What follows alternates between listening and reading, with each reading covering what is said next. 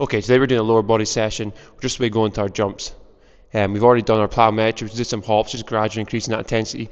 Didn't show them because I've shown them in too many videos and it's just the same, just gradually increasing that intensity with the hops.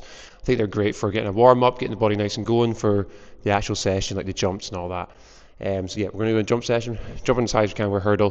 Going to try to hit a PB. We've come so close the last few weeks, so let's hope this week is the week. But yeah, we've got this to do. Then we're going to do some squats. Then we're going to do some RDLs and then some hip flexor work, and that'll be us for the day. So we'll just get right into it. We're just going to gradually increase the height of the hurdle as we go along. We've already done a couple of jumps, and as I said, we've already done our plyometrics. So we're pretty warmed up, pretty ready to go. So we'll just gradually increase that intensity. We normally do 2 jumps at the same height, and then gradually increase that as we go.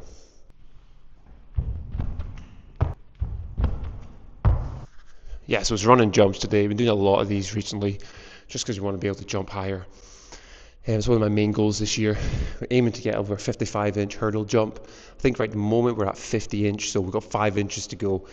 By the end of the year, we should manage that. I mean, that's a whole year to get that, so quite optimistic. I'm pretty sure that'll happen. Now that I'm a bit older, I'm 30 this year, so not sure I can put that much inches on my vertical, but 5 inches by the end of the year, considering it's like a hurdle jump, it's a little bit different than like a standing jump, because it's running, it's a little bit easier, so I should manage it, but we're going to keep going. So we're going to go a little bit higher now.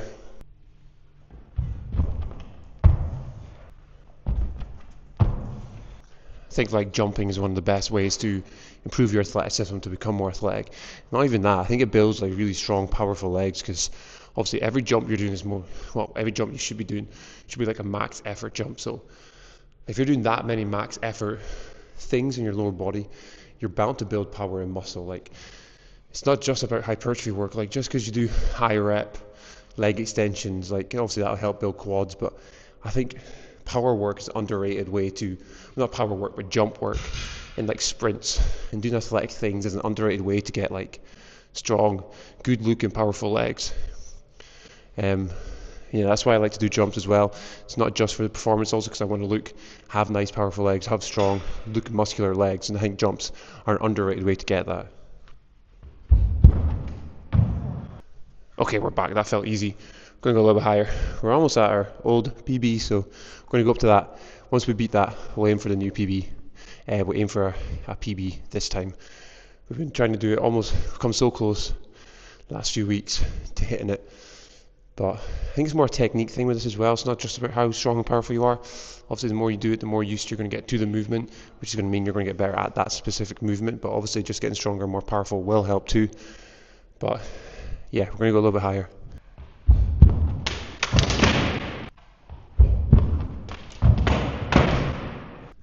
Yeah, okay, it's not going as well as I'd hoped. It's weird because my legs feel good. I think the run-up feels good. Just not being able to get over it at the moment. Sometimes this happens, there's no reason for it. I don't even feel that tired. I feel quite good in myself, feel really fine, and then obviously I'm not doing my best, but this happens sometimes. Like sometimes when I feel crappy, I end up actually doing better. I don't really know what it is. It's really hard to explain, but it's just the way it is with training sometimes. I mean, sometimes you feel you can do everything right, feel amazing, and still not perform very well. But so on the days where you feel pretty crap, but you just train anyway, sometimes you feel sometimes you hit PBs and you somehow just train well. It's hard to explain. I think there's no real scientific way or any way to go through it. It's just, yeah, some days it's good, some days it's not. And even if you feel good, some days you still don't perform well. And then some days when you feel crap, you perform really well. I don't think there's any real scientific way to prove that or to show it. Like, it just seems to happen. And for me today, I feel actually pretty well. Most Mondays I feel pretty stuffy, don't feel that great, because now I have a game on a Saturday, so I feel quite sore. And that today I don't feel that sore. Legs feel fine, but I'm still not hitting my best. But we're going to keep going, do a few more reps, then we're going to go on our squats. Don't do too much of these because we want to focus on our squats. And then, yeah. Okay, that was good.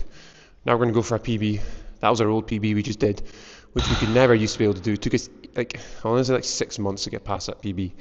And now we're managing it like weekly, even if it's just once. Like once I do it, I just want to move on to the higher one and try and get a better PB. So yeah, we're going to aim for this. But yeah.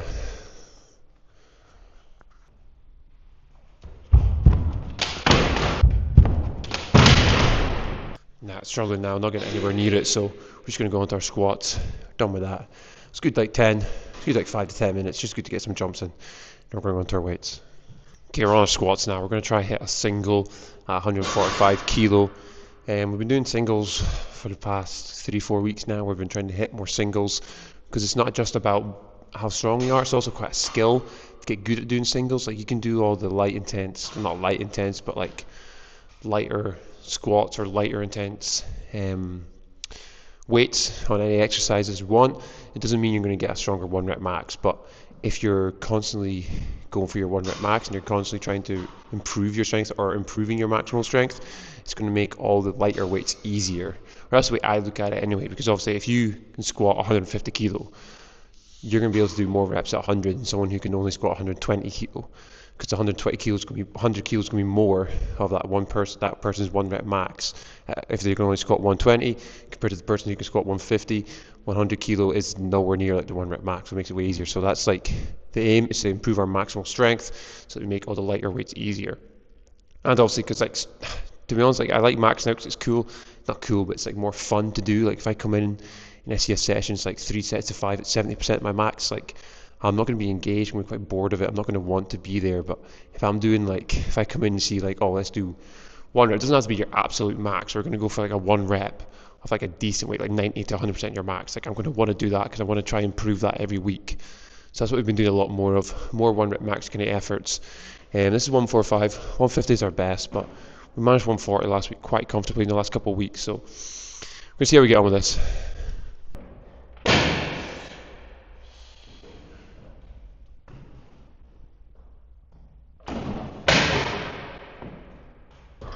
Not really sure how my depth was there. It didn't feel like completely all the way down, but it felt, as long as I'm hitting parallel with my bum, like my bum in line with my knees, that's all I'm really looking for.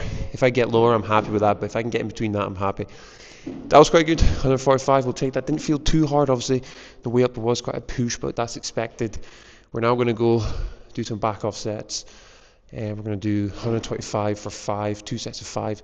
Last week we managed 120 for 2 sets of 5, and it was quite comfortable. So again, we're just going to increase that weight every week at the moment because we're really focusing on our squats. Because a lot of the time we used to always change out our main exercise on a Monday, but we're trying to be consistent with it, keep the same exercise in, because that means you can actually improve on that exercise. If you're changing it every week, I've always struggled to manage to improve on any lift, and I end up just not improving on anything and just staying the same.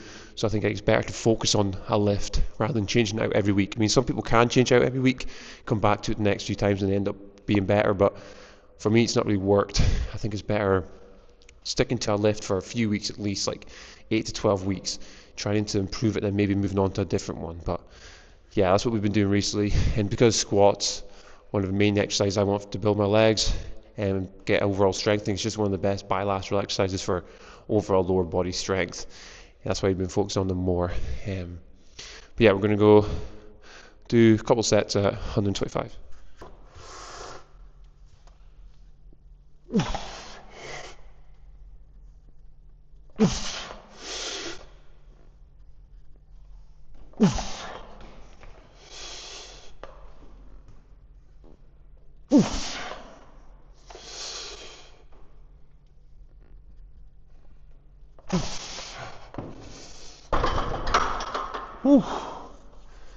Honestly, it didn't feel as bad as I thought they were going to be.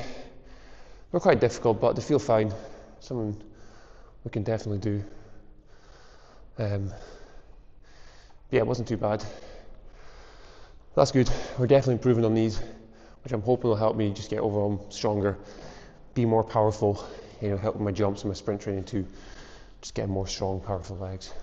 We're going to do one more set, 5 reps, and then that's us. We normally only do 3 sets. Don't really do much more than 3 sets in any exercise, to be honest. Well, I've done my warm-up sets, obviously that counts as that was like 4 warm-up sets, I think. So it ends up being like 7 sets, which is more than enough for me. But like 3 working sets, one with a 1 rep max, or kind of 1 rep max, then 2 back-off sets. Sometimes I'll do 3 back-off sets, but not today. We're going to stick with 2 and then take it from there.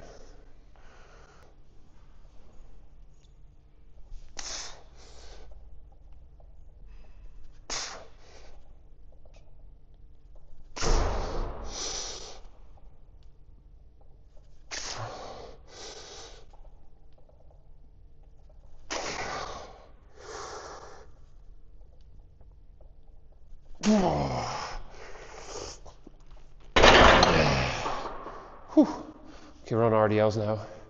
Been struggling to make a lot of progress on them recently, but that was 120 for 6 last week. The last 3 weeks we've been really focusing on them in our accessory work. We've been doing either between 6 to 10 reps for 2 sets, and every week just gradually increasing it. So every time we pick a weight, every time we can do 10 reps at that weight for 2 sets. The week after we'll go a little bit higher and aim for between 6 to 10 reps. And if we can hit 10 reps for 2 sets again, we will increase that weight. So that's what we've been doing the last couple of weeks. We managed 100 for 2 sets of 10, and then last week we managed 110 for 2 sets of 10, and then this week, so I thought, well, let's go higher again. Got up to 120 today.